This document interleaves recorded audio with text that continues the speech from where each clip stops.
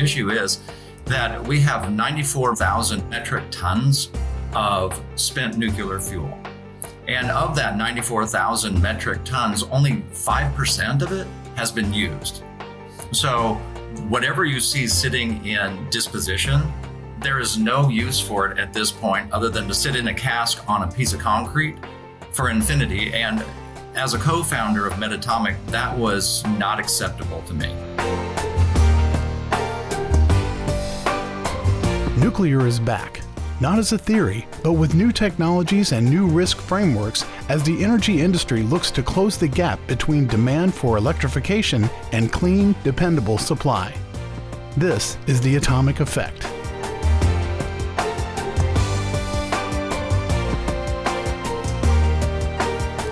Thanks for joining our podcast today. I'm your host, Kate Fowler, Global Head of Nuclear at Willis Towers Watson, helping developers, operators, and investors navigate and mitigate the long-term risk of fusion and nuclear energy life cycles.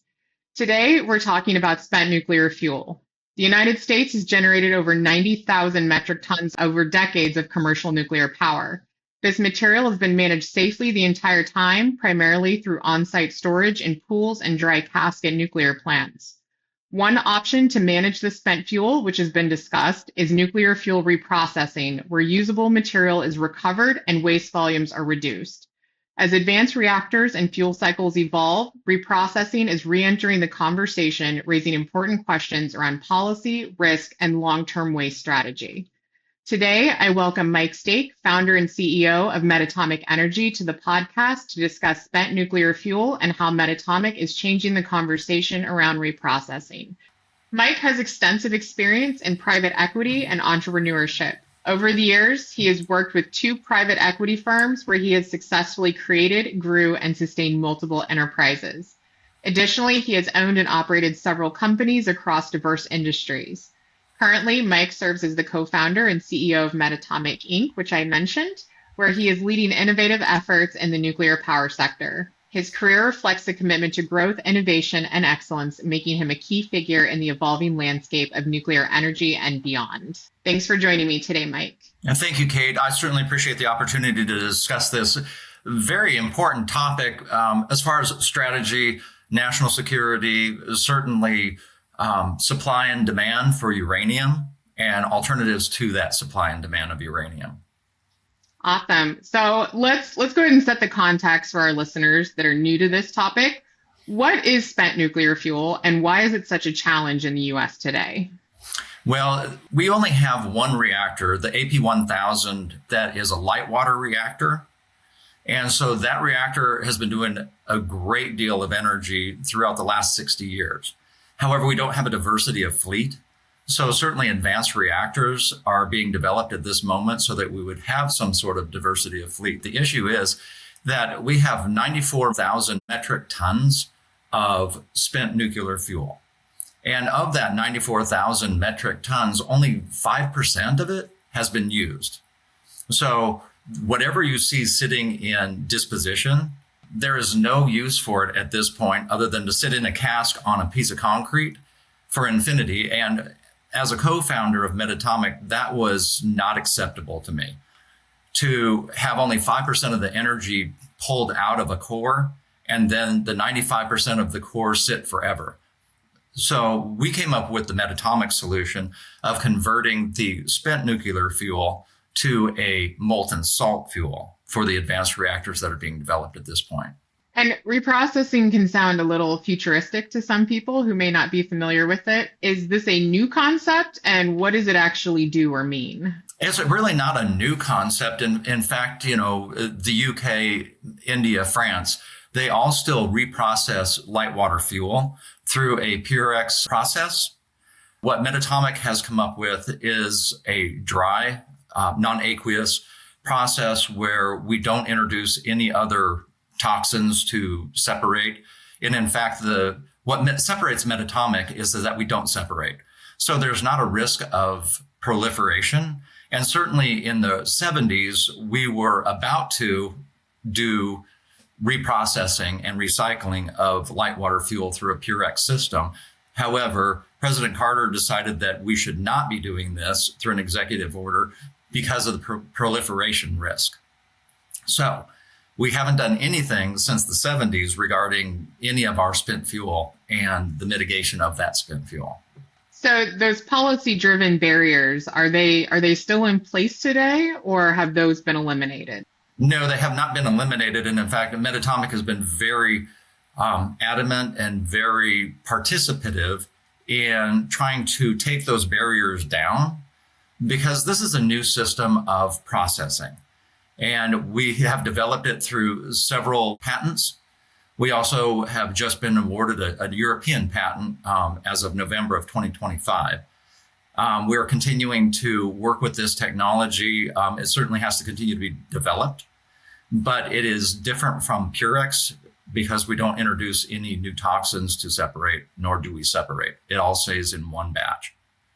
So there's a lot of policy things that certainly, I live in South Carolina, and Metatomic has spent the last 2 years helping South Carolina develop legislation for the ability to process spent fuel and also develop advanced reactors. And that law was signed into effect back in May of 2025 in Bill H3309. So Mike, you talked about your technology, the fuel being specifically useful for molten salt technologies, which is different than what we have today. Can you talk a little bit about what is molten salt technology and what does that mean, and how is your fuel utilized in that process? So in the conversion of spent fuel from a uranium dioxide to uranium tetrachloride, or you certainly could have a fluoride salt.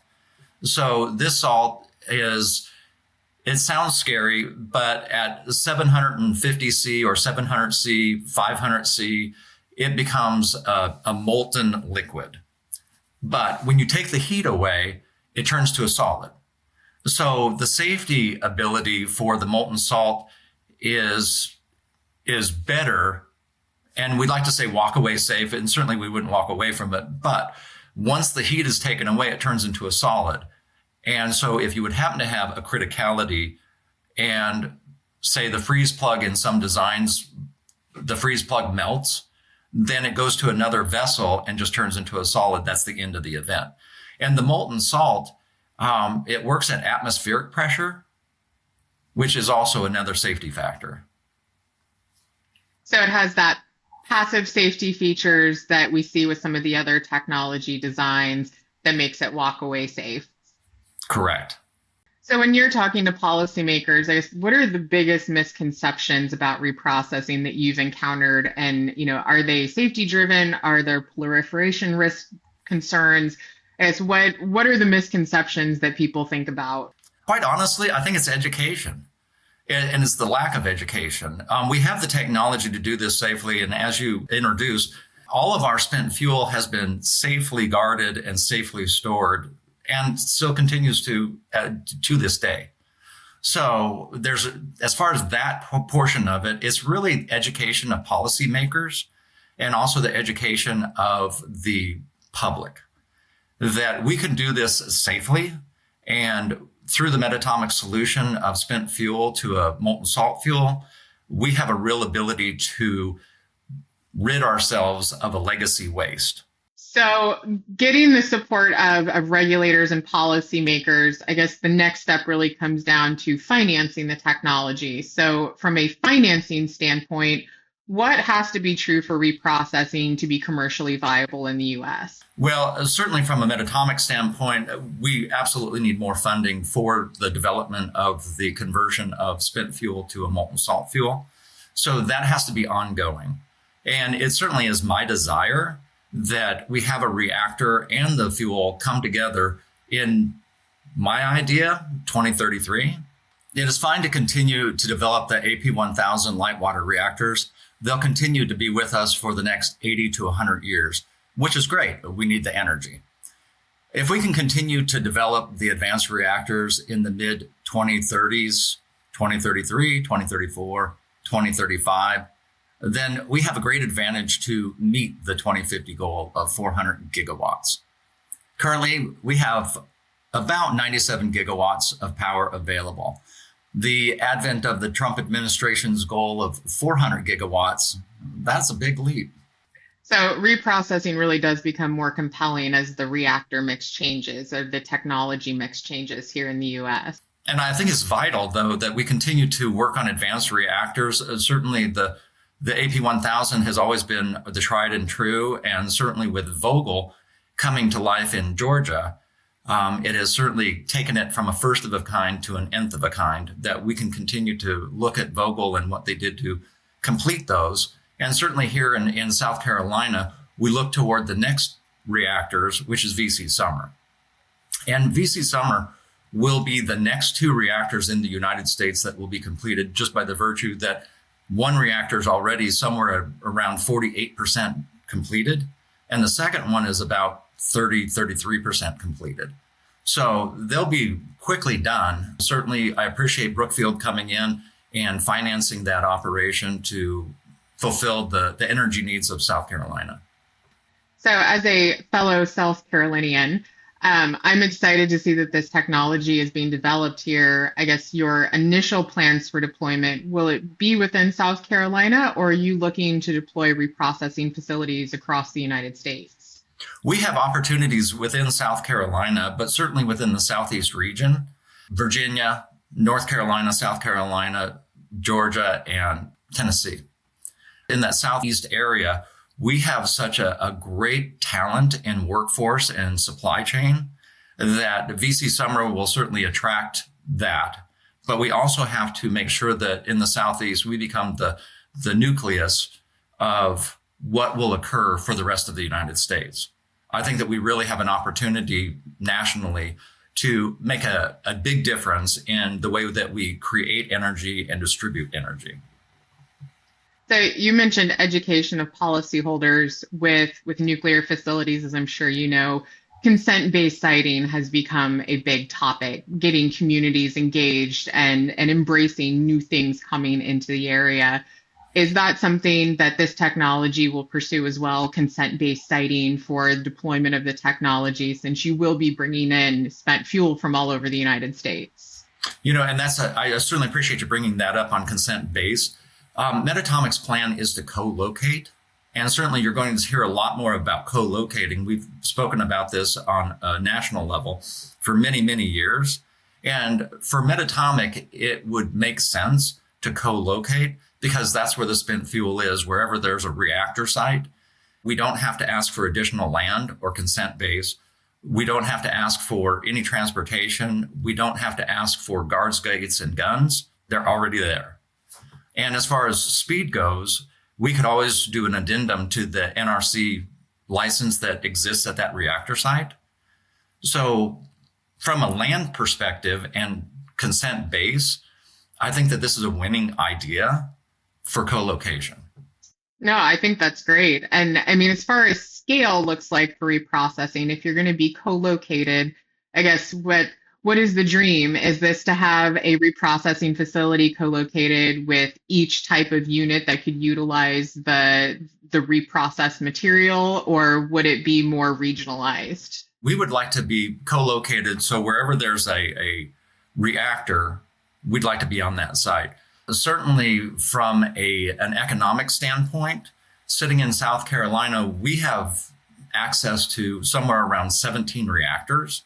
So I think that we need to look at the economic model if it would make sense to have a regional for this area for the Southeast. In other places, I think it would be more economically viable to be co-located. And if we're having this conversation again in 10 years, what does success look like? Not just for Metatomic, but for the US and, kind of moving into that policy side of things and licensing and regulation. What does success in the next decade look like for us? Success for the United States is energy independence, and that's certainly something that I'm very aware of and want to continue to promote, is energy independence and energy dominance. And that is something that we have got to double down on right now, because it's not about so much the competition between China or Russia or anything like that. Certainly DOE was formed for energy independence. So 10 years from now, it would be my desire that we have the AP1000s that we've already committed to up and running. We are marching toward our goal of 400 gigawatts by 2050.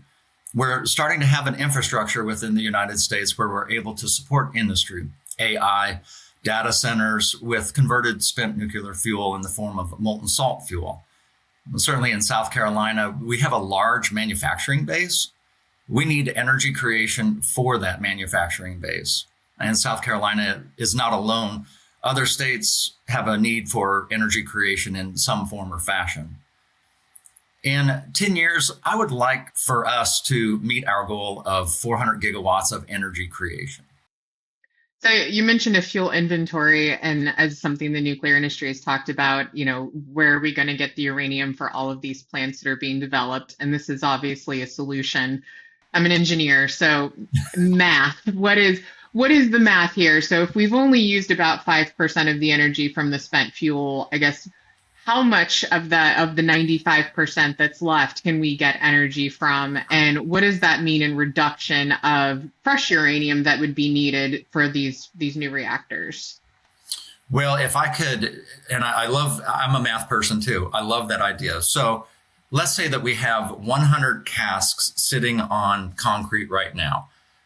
By the metatomic solution toward spent fuel, we would be removing somewhere in the neighborhood of 96 of those casks for energy. Very nice. Okay, so we've kind of answered all of the questions that I had. Was there anything in particular that you wanted to make sure we talked about that we haven't already? I think that education of the public, certainly education of the policymakers, I think, need to really understand that energy is independence. And we have to continue to bet on a brighter future through energy. Certainly, in the conversion of spent fuel to a molten salt fuel, we'll be able to save the uranium that we have as a strategic supply.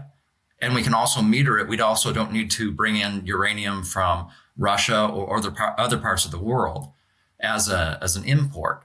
So it is my desire that we export energy from the United States to other parts of the world. So as far as educating policymakers and the public, what is your desired path forward for that? Because you're just one person and I'm just one person. How do we continue that conversation and push that knowledge onto the right people? Well, the way that we need to start developing our workforce is, and this is going to sound crazy, we need to start working with the children that are in middle school right now. If we're going to have that 10-year look, we need to start working with the middle school and educators and just having a basic knowledge of the nuclear industry and a basic knowledge of there's 300 different jobs within the nuclear industry. You don't have to be a nuclear engineer. You don't have to be a nuclear chemist. You could be a welder. You could be an electrician. You could be a lot of things within the nuclear industry. And right now, the estimate is that we're about 4 million people short of what we really need. So the opportunity exists. And that's what I'm really excited about within the industry, is that I'm excited that there's so much opportunity for people who are looking to shift or transition careers or create a new career or help develop the children within middle school, high school, college, so that they're the ones that are going to be on the workforce when we're 10 years down the road, 20 years down the road. Those are the people that we really need to start bringing up and helping them understand the opportunity, but also the advantage we have with a clean energy source that's 365, 24/7. I love to hear that. So as a mom of three and, having a STEM background, I'm excited to see that, we have that in the education now, the STEM programs. But I completely agree. I think that early development of our youth to be in the industry is going to be critical to the path forward. Absolutely. And certainly, Kate, when were you interested in nuclear? When did you say, I want to be a nuclear engineer? It didn't happen for me until college. So I didn't know anybody in the nuclear industry. And when I was in college was kind of right at the cusp of the last nuclear renaissance. And my college had a nuclear reactor on site. And that's how I got interested. But my first introduction was what drove the passion. So I think now, saying nuclear renaissance now feels a little bit like a dirty word because it hasn't gone so well historically. But I think anything we can do to kind of introduce that job profile and that technology early on may ignite that passion in people earlier on than it did with me. And certainly from the nuclear renaissance, we're at a nuclear turning point. This is where we turn the nation to a green energy, a clean energy, an energy that we can continue to support. Just from a number standpoint, I had talked about 94,000 metric tons. If not 1 metric ton was created today, Metatomic would have somewhere in the neighborhood of 60 years worth of legacy work, just converting what we have right now. 60 years. That's incredible.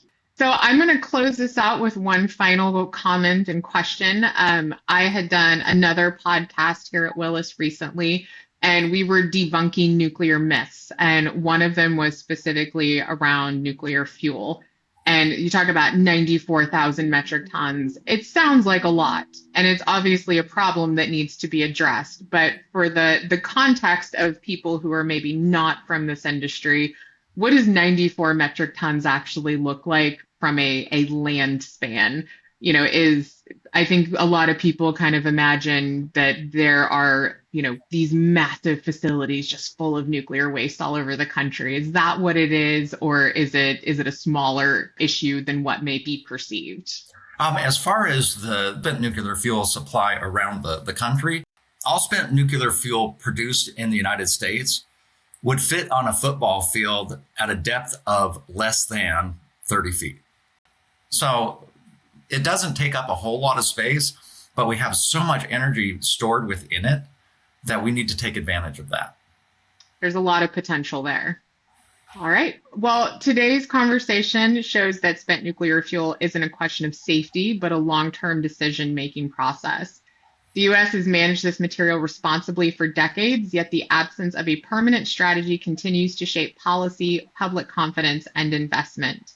As new reactor technologies and fuel cycles emerge, options like reprocessing are coming back into focus, not as a single solution, but as part of a broader toolkit for reducing uncertainty, strengthening public opinion, and managing risk over time.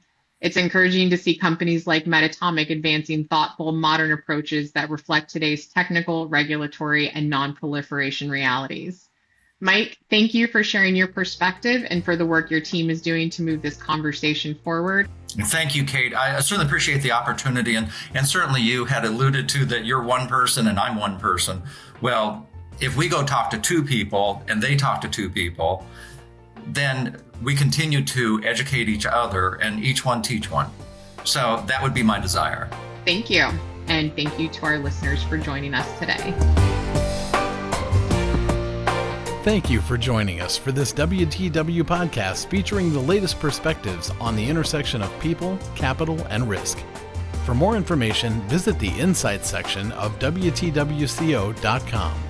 This podcast is for general discussion and/or information only, is not intended to be relied upon, and action based on or in connection with anything contained herein should not be taken without first obtaining specific advice from a suitably qualified professional.